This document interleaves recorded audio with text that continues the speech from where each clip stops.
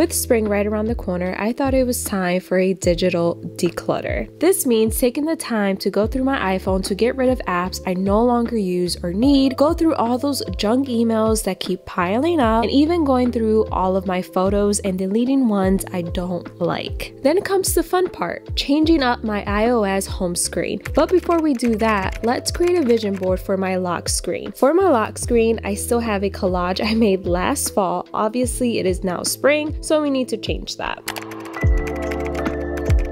I love going on Pinterest to find aesthetic photos to include on my vision board, and I always feel so inspired after scrolling on Pinterest. I can always find cute photos that match my goals for the year or even month.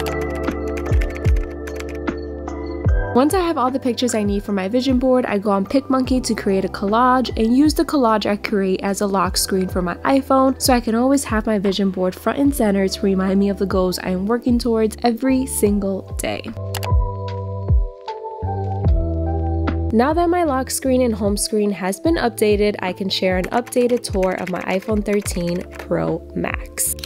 Full disclaimer, if you have watched any of my other what's on my iPhone videos, then this video might seem a little repetitive to you guys just because I don't really switch up the apps on my phone all that much, but this video has been requested so many times, so I thought I would just film an updated what's on my iPhone spring edition for you guys. There's literally someone outside my window. When I unlock my phone screen, this is the first page that you see. If I swipe to the right really quick, these are just some of the widgets that I have. So I have a charging widget. It just tells me what percentage of charge my phone has. If I have my AirPods on, it also tells me the percentage of charge that my AirPods have. And then I have a little calendar widget. I also have a weather widget right underneath that one. I always just like knowing what temperature it is outside. Tampa weather is so unpredictable. Like sometimes I'll go out in the morning and it's beautiful sunshine, warm weather, and then 10 minutes later it's literally raining. So having the weather widget app on my phone easily accessible is hella important. There's this lady right outside my window. It's very distracting. Underneath that I have the flow widget. I mainly use the flow widget to track my pregnancy. Before I got pregnant, I used it to track my menstrual cycle and ovulation days and all of that good stuff. I do recommend the app. I think it's a really good app even if you're not thinking of becoming pregnant. If you just want to track your menstrual cycle in a more like natural way without having to rely on birth control, I think the Flow app is really good for that. And then right under that I have the Shop app. So if you're unfamiliar with the Shop app, basically this is where all of your packages are stored in one place. They literally pull all your orders from your email address. It's very easy. Instead of going into each order confirmation or shipping confirmation email, you get to see all of your orders in one place. If you online shop a lot like me, then the Shop app is a must-have for you because it does come in handy. Okay, so if we go to the first page of my home screen, I have a pretty simple setup, very simple for spring. The first two little widgets are just pictures I found on Pinterest. The first one in the left-hand corner is just a picture of lemons. I don't know why, but when I think of spring and summer, I just think of lemons. I mean, I drink lemon water throughout the year. I literally have a cup of lemon water right next to me. So I don't know, I just really like the look of lemons. So I put a picture there of lemons. And then right next to that widget, I just have a picture of some flowers. I just really loved this shot that I found on Pinterest, so I decided to put it on my home screen. I think it definitely gives off spring vibes. I have a bunch of apps on the first page. Honestly, these are all the apps that I basically use on the daily. I changed their icon using the app shortcut on my iPhone. It's super easy. I have a whole video on how I customize my iPhone step by step. It's like 2 years old, but I still do the same thing. So I'll have that video linked down below for you guys if you want to check that out. But I just liked the look of all the icons and all the apps are looking the same. It looks really simplistic and minimal. So I didn't do anything fancy this time around with my apps. But the apps that I have on here are just the YouTube app, of course. I love going on YouTube. I literally don't watch TV. All I do is watch YouTube videos. So of course that is the first app on my home screen, and if you're not subscribed to my YouTube channel, subscribe right now. The app next to YouTube is Pinterest. I absolutely love Pinterest. I literally go on Pinterest every single day. I kid you not. Right now, my Pinterest is full of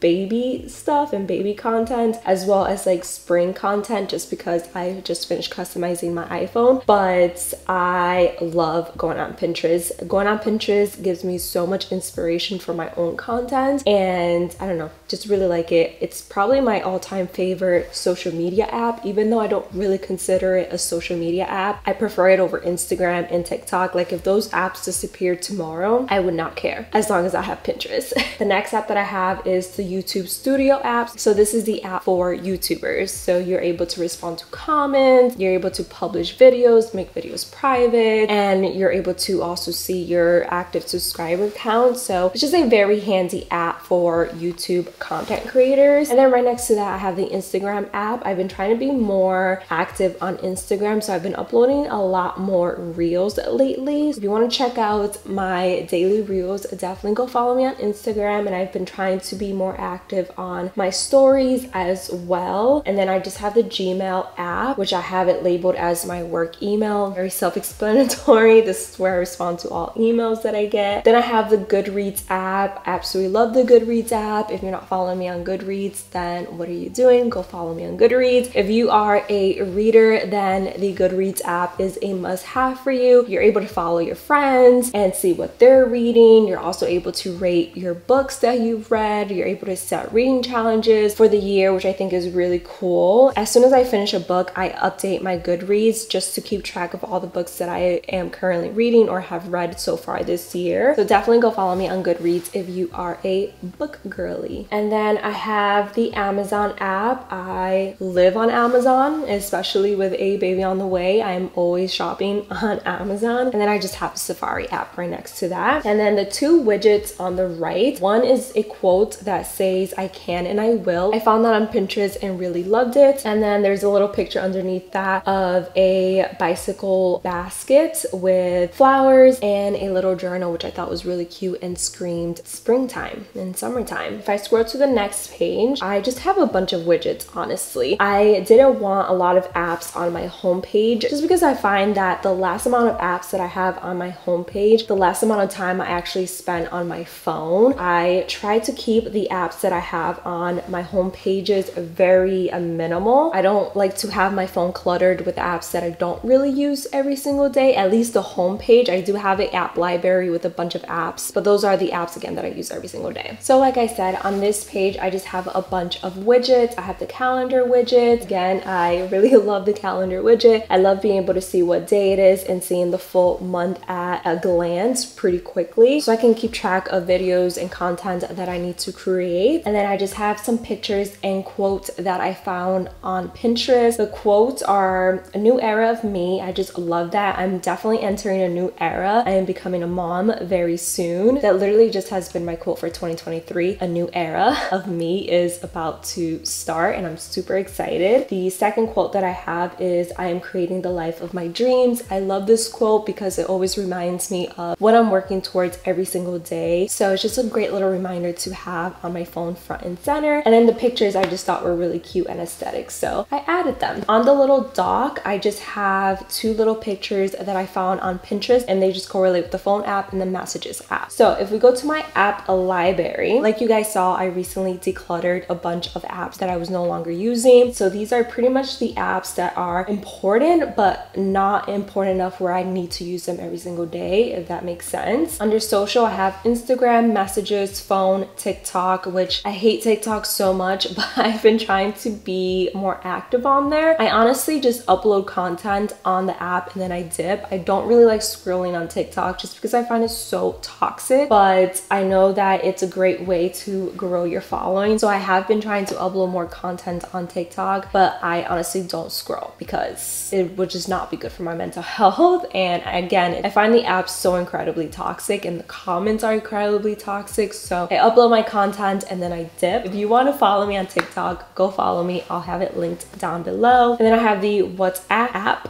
I mainly use this app to communicate with my sister who lives in Puerto Rico. She loves texting through this app. I personally don't really like it. I prefer messages, but she is an Android girly, so she prefers that app. So I have it just for her. And then under entertainment, I have YouTube, Prime Video, and Amazon Music. I don't use Spotify. I don't use Apple Music or any of those music apps that you have to pay for. I am too cheap to pay for music, if I'm being honest. Whenever I want to listen to a song or music or playlist, whatever, I just go on YouTube. Does anyone else remember LimeWire? Because I definitely used LimeWire back in the day. And then for photo and video, I have Camera Connect, Photos, PicMonkey. PicMonkey is a great app if you are a YouTube content creator because you are able to create really good thumbnails on PicMonkey, but it's also really good just to create collages. I create all of my vision boards on the PicMonkey app. I do prefer the desktop version, but I do have the iPhone version on here just in case I need to create something while I'm on the go. And then I have Pixar, which is the only photo editing app that I use, and it's not like I edit my face or my body or anything. I literally increase the brightness, add a little bit more saturation so I don't look super pale, and I add grain. Those are literally the only three things that I do to my Instagram photos, and I just really like this app to do that. And then I have TubeBuddy, which is another great app for content creators, specifically content creators on YouTube, because you're able to look up tags that are popular. For example, I'm filming a what's on my iPhone right now. Once it's ready to go live, I'll go on TubeBuddy and look up popular what's on my iPhone tags that I can include in my video, so it shows up higher when people search for certain terms like what's on my iPhone. My cat's hair is literally going everywhere right now because she is not able to chill out. Next to that, I have the YouTube Studio app, which I already told you guys about. And then under productivity, I have Calendar, Contacts, ExpressVPN. This is an app that basically just blocks my IP address when I'm online, so it makes being online super safe. And then I have the Files app, Gmail. I do have another mail app which is tied to my oldest email address that I refuse to get rid of. If you guys remember at the beginning of this video, I had over 2,000 emails, and I literally took the time to just go through all my emails and delete what was just junk and keep what wasn't junk. So it makes me feel so good to see that the number went down substantially. And then I have the Notes app. I literally use this app every single day. The Shortcuts app and the Widgetsmith app, which is how I customize my iPhone. And then under utilities, I have the App Store, Calculator, Clock, Find My iPhone. I have a Flip Clock app, which I think is really cute and aesthetic. I normally just use this when I'm filming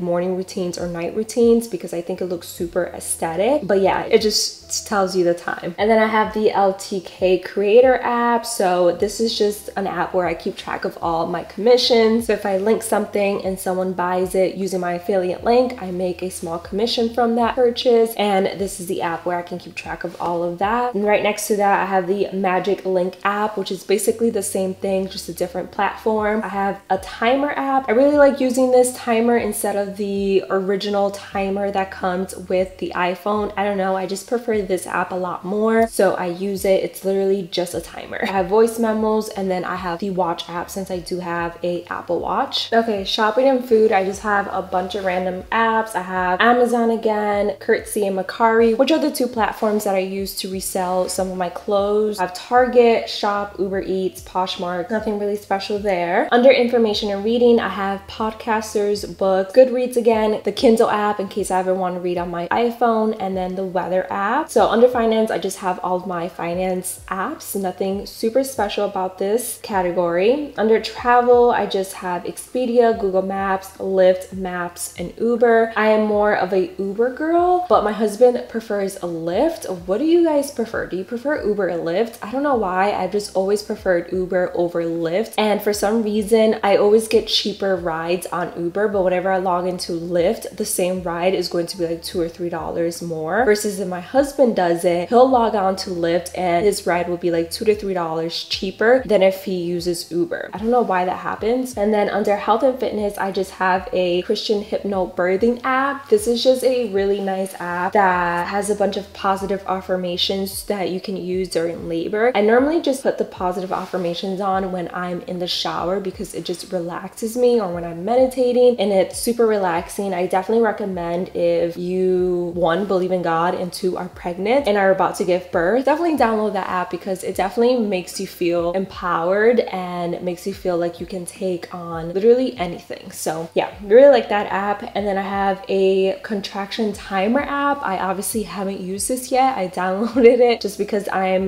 getting close to my due date and literally seen everyone use this app to keep track of their contractions. So that's the app that I'm going to be using when the time comes. And then I have the fitness, flow, health, and podcast app. So that is pretty much everything that's on my iPhone. Again, I keep it pretty simple, pretty minimal in my opinion. I don't have a shit ton of apps. I just have apps that I literally need to have and nothing more, nothing less. Let me know in the comments below what's one app that you absolutely cannot live without, that you must have on your phone at all times. I would love to know. And yeah, that's pretty much it for today's video. Again, really hope you guys enjoyed watching. If you did, don't forget to give it a big thumbs up. Don't forget to subscribe. I would love to have you a part of my channel, and I'll see you guys in the next one. Bye guys.